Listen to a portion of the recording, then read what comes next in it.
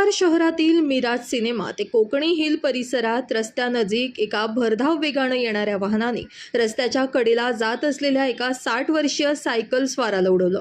यामध्ये सायकल स्वाराचा जागीच मृत्यू झाला असून भरधाव वेगानं येणाऱ्या वाहनाने रस्त्यावरून पायी जाणाऱ्या आणखी 2 जणांना चिरडले।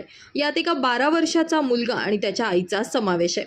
या दोघांनाही उपचारासाठी नंदुरबार जिल्हा रुग्णालयात दाखल करण्यात आलं असून त्या दोघांची प्रकृती अतिशय चिंताजनक असल्याची माहिती समोर येते। तर या वाहन चालकाला हृदयविकाराचा झटका आल्यानं त्याचा वाहनावरील ताबा सुटल्यामुळे हा अपघात घडल्याची माहिती समोर आली असून हृदयविकाराच्या झटक्यात या वाहन चालकाचा देखील मृत्यू झालाय। नंदुरबारच्या कोकणी हिल परिसरातून आपल्या सायकलवरून जात असलेल्या रज्जाक खान या 60 वर्षीय व्यक्तीचा यात जागीच मृत्यू झालाय, तर चालक तारिक खान याचा हृदयविकाराच्या झटक्यानं मृत्यू झाला। वाहनाच्या धडकेत मनीषा पवार आणि 12 वर्षीय गोलू पवार हे गंभीररित्या जखमी झाले असून त्यांची प्रकृती चिंताजनक आहे।